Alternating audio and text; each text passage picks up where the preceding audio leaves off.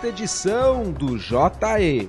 Veja o que é o Fórum Suprapartidário que vai pensar o planejamento da cidade de São Paulo. E na entrevista, o tema é pré-sal, a história e perspectivas para este tesouro brasileiro. E agora, veja no ponto.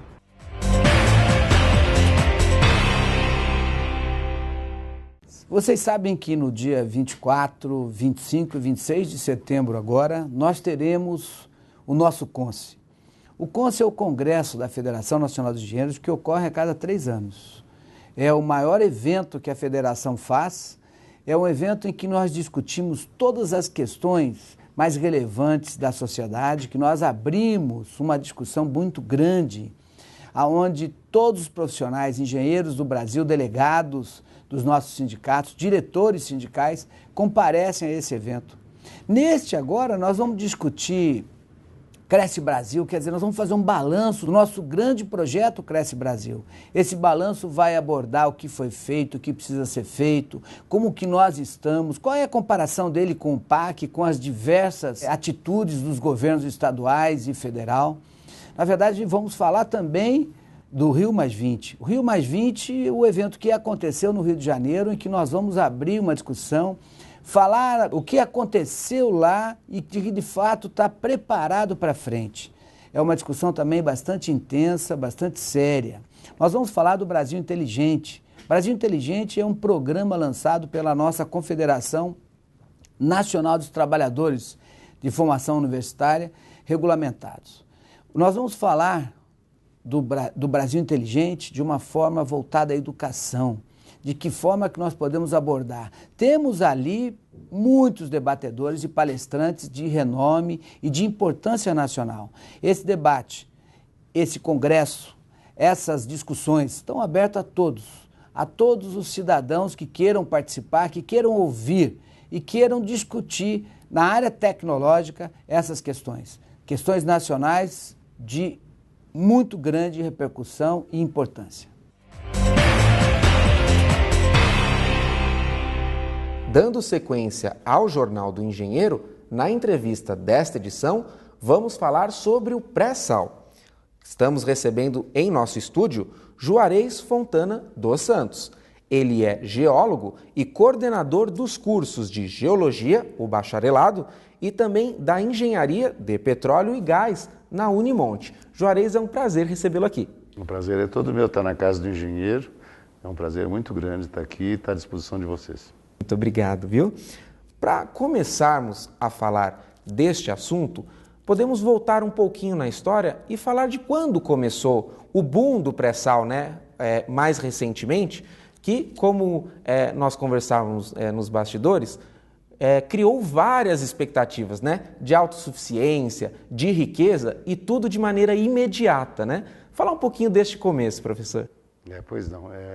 De fato, tudo se remete ao segundo semestre de 2006, quando teve o primeiro anúncio da descoberta do campo de Tupi, que hoje se chama Lula. E, de fato, o que houve foi o uso indevido por parte de todo o meio de comunicação realmente de uma descoberta extraordinária e que usou a projeção disso e colocou isso num elemento muito presente, quando, na verdade, você tem toda uma inércia da indústria do petróleo que é inevitável, entende? Então é difícil para a pessoa distinguir aquilo que vai acontecer num prazo médio ou longo, que significa 5, 10 ou 15 anos, e daqui a pouco se frustra porque passa 1 ano e passa 2 e vê que as coisas não afloram, né? Isso se deve particularmente a um uso muito midiático de um fato muito importante, de fato, né? Mas que não houve a devido esclarecimento de toda a necessidade de esforço financeiro, econômico, entende? E de tempo para que esse processo amadurecesse. Professor, né, o que então realmente significou e ainda significa este pré-sal brasileiro? Eu acho que significa várias coisas. Primeiro, eu posso sintetizar assim, uma grande notícia, não só a nível nacional, mas a nível internacional. Eu leciono uma disciplina chamada Geopolítica do Petróleo e, por conhecer a história do petróleo nos últimos 100 e poucos anos, o que eu posso dizer é o seguinte: o último evento tão importante quanto a descoberta do petróleo do pré-sal se deu na década de 70 do século passado, com a descoberta das grandes reservas do Mar do Norte. Depois da descoberta das reservas do Mar do Norte, nunca houve um anúncio de uma descoberta tão impactante quanto a do pré-sal. Segundo, sem dúvida nenhuma, se trata de reservas extremamente significativas, muito significativas. Eu costumo falar para os meus alunos, sem receio de errar, que se daqui a 20 anos alguém disser nós achávamos que a Arábia Saudita era a campeã de reservas, mas na verdade nós somos os campeões de reserva, porque a potencialidade do pré-sal é muito grande. Agora, a gente não pode esquecer que nós estamos trabalhando com a questão da natureza e em condições de trabalhos extremamente exigentes. Nós somos pioneiros, o Brasil está sendo pioneiro em atividades de exploração de petróleo em águas ultraprofundas. Ninguém no mundo fez isso. É um desafio enorme para nós e para a engenharia nacional, entende? Nós seremos pioneiros, somos pioneiros, nós vamos ter que responder a esse desafio. E os desafios não são poucos. Essa é que é a questão, e isso é que tem que ser entendido pela população.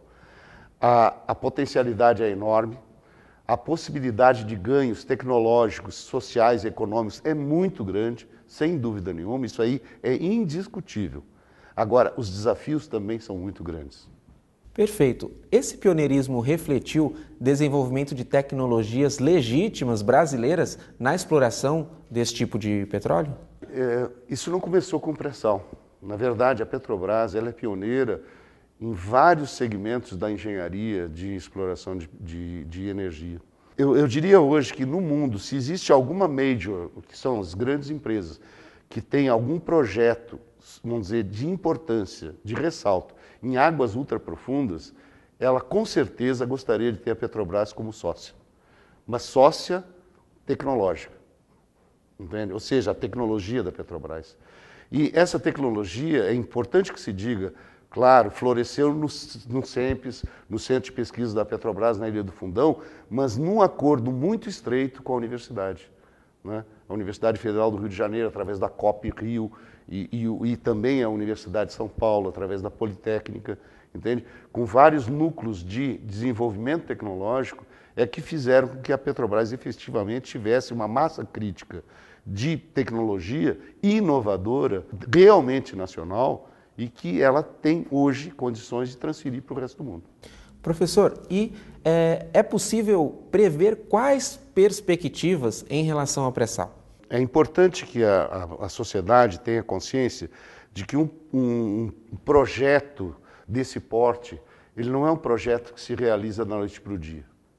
Segundo, é um projeto extremamente complexo que envolve a integração de esforços de vários segmentos, não só de engenharia, mas outros segmentos de apoios logísticos, para vencer desafios enormes. O petróleo produzido no pré-sal, ele vem com alto nível de aquecimento, por causa do grau geotérmico.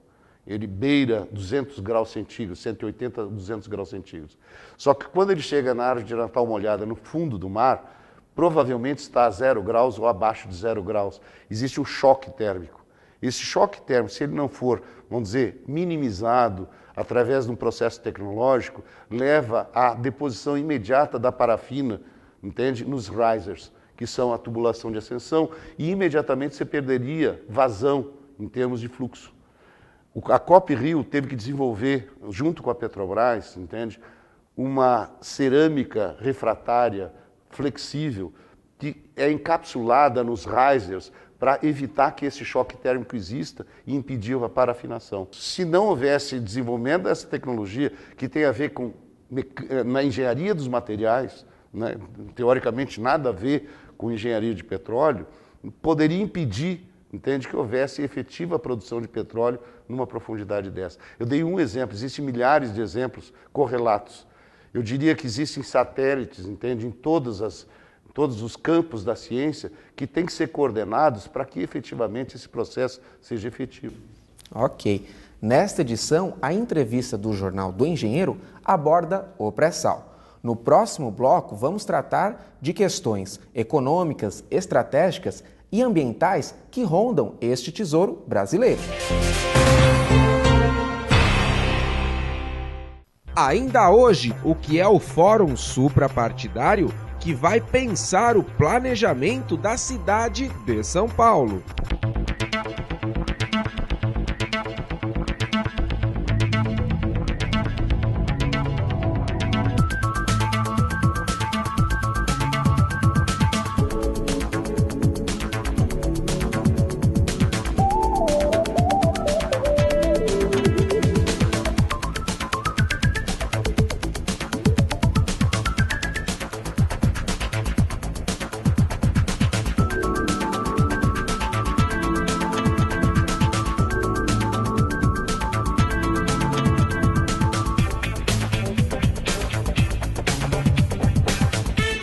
O Jornal do Engenheiro publicou, em evento CESP Debate, a expansão da Ferrovia Paulista. A entrevista do Jornal do Engenheiro volta e continua tratando sobre o pré-sal. Estamos recebendo o professor Juarez Fontana dos Santos, que coordena os cursos de Geologia e também de Engenharia de Petróleo e Gás na Unimonte. Professor, quais são as perspectivas agora, especificamente econômicas, em relação ao pré-sal brasileiro? Existem várias fases de atividade. A primeira fase, que é a mais importante, é a fase de exploração, de identificação de reservas. Ela já está em estágio bastante avançado. Eu diria que nós temos um volume de reservas extremamente confortáveis hoje e que demanda mais uma atividade de desenvolvimento e produção, entende? Claro que a exploração vai seguir, mas ela passa da fase de exploração para a fase de produção. Então nós estamos transitando de uma fase para outra. Eu diria que até o final da década nós já deveremos ter campos produzindo já em escala comercial, entende? Regular. E aí a curva de produção começa a crescer significativamente. E a partir desse momento ele começa a ter, vamos dizer, um ângulo de ascensão já mais influente. A tendência, eu diria a tendência, a partir do final dessa década para a década seguinte, é o seguinte: qual seria o patamar de exportação de petróleo que o Brasil teria que alcançar ou pretenderia alcançar? Que fatia do mercado internacional a gente vai disputar? Essa é a questão básica a partir dessa década. E é claro que isso aí tem um elemento de, vamos dizer, de inconstância e de insegurança que é dado pelo valor do petróleo no mercado internacional. Eu diria que, em tese, o que a gente pode projetar para o futuro é que a humanidade ficará por várias décadas dependente dos hidrocarbonetos. E isso é uma segurança que um fornecedor está entrando no mercado, entende? Aí é uma questão de que espaço de mercado será esse, o nosso, né? Existe uma questão geopolítica complicadíssima no Oriente Médio. Eu diria que, em princípio, alguns países prefeririam fazer contratos de fornecimento de longo prazo para se livrar do abastecimento do Oriente Médio. Então, esse espaço é o espaço do Brasil, entende? O mercado hoje está dependente do Oriente Médio, que tem uma instabilidade política muito grande. Isso leva o quê? A intranquilidade do consumidor, né? Isso tem um preço. Se você oferece abastecimento com tranquilidade, isso tem um preço. E o Brasil entra nesse espaço. Eu vejo essa uma grande oportunidade para, vamos dizer, garantia de um market share importante para o petróleo brasileiro, não só da Petrobras, mas das outras operadoras. Mas, por outro lado, sob o ponto de vista econômico e de projeção mundial do Brasil, o fortalecimento da possibilidade de acordos bilaterais de comércio, né? No momento em que nós temos os nossos produtos agrícolas taxados na comunidade europeia, e a europeia é demandante de petróleo, entende? Um acordo bilateral seria muito interessante no sentido, podemos fornecer tranquilamente, mas e como é que ficam as nossas taxas? As taxas de vocês são os nossos produtos agrícolas. Acho que o Brasil tenderá a ser um importante exportador de petróleo, a partir da próxima década, com certeza, e, é claro, os benefícios se revertem para a própria sociedade. Professor, agora entrando na questão ambiental. Vivemos hoje um debate mundial sobre o uso das energias, dos combustíveis limpos, né? E a energia renovável. E o petróleo, nós sabemos, é um grande poluente. O Brasil encontrou o petróleo certo no momento errado? Eu acho que errado é eu pensar, vamos desativar a produção de etanol porque nós temos o pré-sal. Isso não tem o mínimo sentido. Não tem o mínimo sentido por quê? Porque a curva de consumo vamos dizer, de combustíveis no Brasil, ela foi atenuada pelo fato do abastecimento do etanol. E nós podemos manter essa curva reduzida até para proporcionar o excesso de exportação. O que nós não consumimos aqui em termos de gasolina, podemos exportar como óleo diesel ou pouco produto industrializado. Por outro lado, eu acho que a questão ambiental ela está mal entendida nessa questão do pré-sal. Primeiro, não vamos brigar com o mercado internacional. Nós somos os produtores de petróleo que é demandado por toda a sociedade, por toda a humanidade. Entende? Vamos, por questões éticas, não vamos vender petróleo? Não tem muito sentido, certo? Ok, vamos cuidar da nossa casa, então vamos produzir etanol, vamos reduzir o consumo interno, vamos nos preocupar com a nossa sociedade, fazer a nossa parte. Mas eu creio que a questão mais crítica relativa a isso não é bem no consumo, é nas preocupações de prevenção, não é? E prontidão com relação a eventuais acidentes em offshore. Isso sim, porque não existe atividade antrópica sem risco. E eu diria assim, qual é a dimensão do risco que nós temos de acidentes ambientais com essa atividade no pré-sal? Eu diria, tão grande quanto for o volume da atividade. É uma plataforma em operação, X risco. 50 plataformas em operação, 50 vezes X riscos. E o nosso risco, então, é altíssimo. Exatamente. E tende a crescer. É claro que os riscos ocorrem. E se ocorrem os riscos, nós temos que estar, primeiro, preventivamente preparados para minimizar os riscos. E segundo, em prontidão para, no caso de haver riscos, atuar efetivamente. Professor, esta prevenção e também a exploração do pré-sal demanda uma estrutura de profissionais. Estamos, em especial, dentre eles, o engenheiro também. Estamos preparados para atender esta demanda? Não. Infelizmente, não.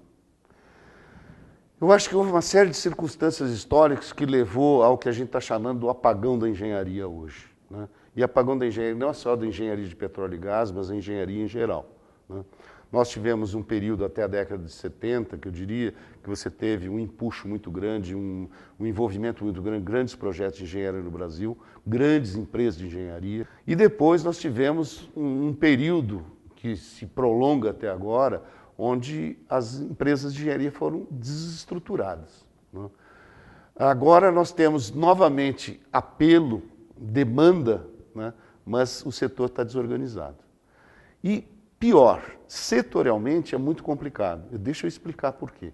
Nós passamos por um período de mais de 60 anos de monopólio do petróleo pela Petrobras. De 1953 a 1999, entende? Virando o século, né, até 2000, a Petrobras era a única empresa que tinha condições de trabalhar e operar e autorização para trabalhar com petróleo. Ora, a providência que ela tomou foi que ela começou a se equipar, sob o ponto de vista pedagógico, para formar o seu corpo técnico. A competência da Petrobras só se deu, só se estruturou por causa disso, né? Mas também não sobrou espaço para as universidades oferecerem cursos. Ou ia oferecer um curso para o cara fazer concurso para a Petrobras? Não tinha sentido, né? Então não havia isso. Em termos de graduação, você não teve graduação em engenharia de petróleo. De uma hora para outra muda a lei. Estabelece-se a concorrência. Chegam todas as petroleiras do mundo para cá. Todas estão presentes no Brasil, todas. E estão procurando engenheiros. Mas onde é que vão achar esses engenheiros? Engenheiros aposentados da Petrobras, que às vezes não querem nem trabalhar, ou vão trabalhar na alta direção, né, que já tem experiência para dar condução política, e etc. e tal, ou estratégica para a empresa, mas e o operador? Vão roubar da Petrobras? Não, de jeito nenhum. Ninguém briga com a Petrobras, todo mundo quer se associar com a Petrobras. Mas onde é que está esse profissional? Aí você pega as estatísticas do Ministério do Trabalho, você teve 37% de aumento de importação de mão de obra, particularmente em petróleo e gás no último ano. Bom, professor, deu para perceber que todos os aspectos do pré-sal são uma luta contra o tempo, né? E, inclusive, infelizmente, a nossa entrevista que está chegando ao final. Mas eu gostaria de deixar as câmeras abertas para suas considerações finais a respeito deste tema. Eu acho que existe uma perspectiva fantástica para a aplicação dos profissionais afetos à área. O engenheiro, particularmente, dentro de todas as especialidades, vai ter uma demanda fantástica. A questão toda é focar. Realmente, você tem que ter uma formação focada. O profissional tem que vamos dizer, eleger aquele setor como setor de preferência de atuação dele. Isso é importante, porque nós vamos ter imensas oportunidades no futuro. E o que eu costumo dizer para os meus alunos, eu gostaria de dizer aqui nessa entrevista: por favor, não escolham essa atividade porque vai dar dinheiro. Escolham porque bate aqui. Professor, muito obrigado pela sua presença aqui hoje. Eu que agradeço. É um prazer estar aqui com vocês. Ok. E o Jornal do Engenheiro não termina aqui. Fique conosco. O CESP promove encontros de orientação profissional destinados a jovens entre 14 e 19 anos. Os atendimentos são individuais. Ligue e saiba mais. O CESP promove o ciclo de debates intitulado A Engenharia e a Cidade. É que uma cidade com 11 milhões e 300 mil habitantes, maior do que Portugal, né? Uma cidade desse tamanho, no meu ponto de vista, não pode ser administrada por uma única pessoa. Então, a primeira ideia que nós estamos trazendo para a cidade de São Paulo é descentralizar a administração num primeiro momento. Assim que se ganharmos as eleições, a gente elege um conselho de representante em cada um dessas subprefeituras para já ir ajudando a administração, uma espécie de Câmara de Vereadores já da população local, para ir ajudando a administração descentralizada. E em um prazo de 1 ano, o que nós propomos é eleger o subprefeito de cada um da subprefeitura de São Paulo. O evento é aberto ao público e transmitido ao vivo pelo nosso portal na internet, que também armazena os conteúdos na íntegra.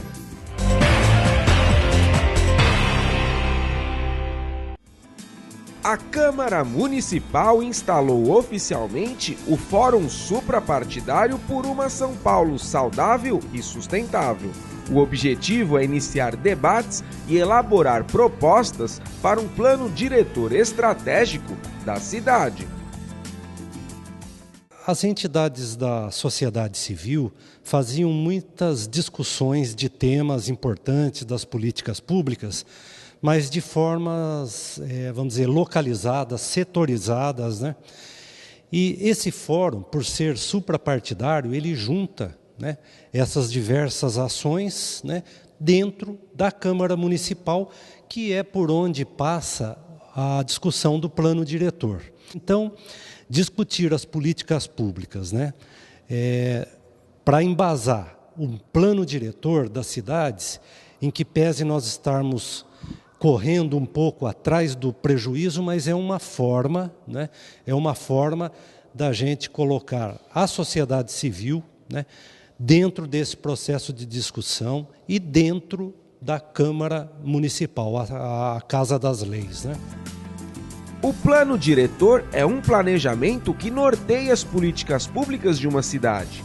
O intuito é que ela cresça e se desenvolva de maneira saudável, mantendo a qualidade de vida do cidadão.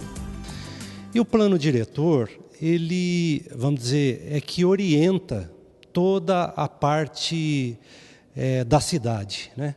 E a questão do planejamento, que cidades se desenvolveram de uma forma, vamos dizer, desordenada, porque praticamente nós temos quase 85% da população brasileira vivendo nas cidades. Eu acho que é o primeiro parlamento municipal que tem um fórum da sociedade civil que se articula dentro do parlamento.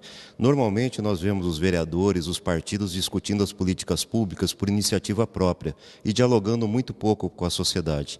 A ideia do Fórum Suprapartidário por uma São Paulo saudável e sustentável surgiu da própria sociedade civil, que me procurou, propondo que nós apresentássemos o projeto de lei. O projeto foi aprovado na Câmara Municipal de São Paulo, já foi regulamentado pela mesa diretora e agora nós temos um novo espaço dentro do parlamento que é de democratização da formulação de políticas e um mecanismo também de acompanhamento por parte da sociedade civil. Ele está voltado à discussão do plano diretor, da sua revisão, mas ele abre um leque muito grande de possibilidades de discussão da sustentabilidade, da questão da cidade saudável, que é um movimento internacional patrocinado pela Organização Mundial de Saúde, e também como melhorar a questão da qualidade de vida num grande centro urbano como São Paulo.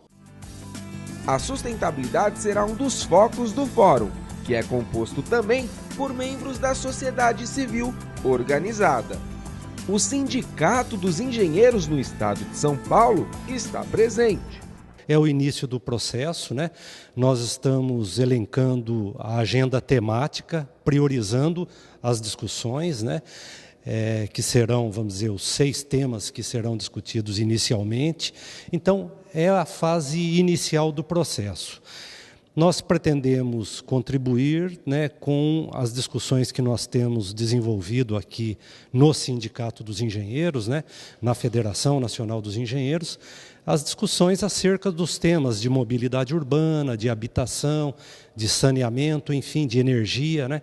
Todas as discussões que importam aí para os cidadãos e para as cidades e que o sindicato tem participado nessas discussões há anos. O principal desafio é encontrar consensos para traçar as diretrizes necessárias para se planejar uma cidade mais organizada. Onde vai se discutir conceitualmente, vai se articular direito como é que esse fórum vai funcionar, né? A iniciativa é fantástica e a minha expectativa é das melhores possíveis. Eu acho que isso revela uma aproximação entre órgãos do poder público, partidos de forma suprapartidária, todos participando, e organizações da sociedade civil buscando construir uma cidade melhor, que é o que nos interessa. Para saber mais sobre este e outros temas que afetam o desenvolvimento da cidade, acesse www.cesp.org.br.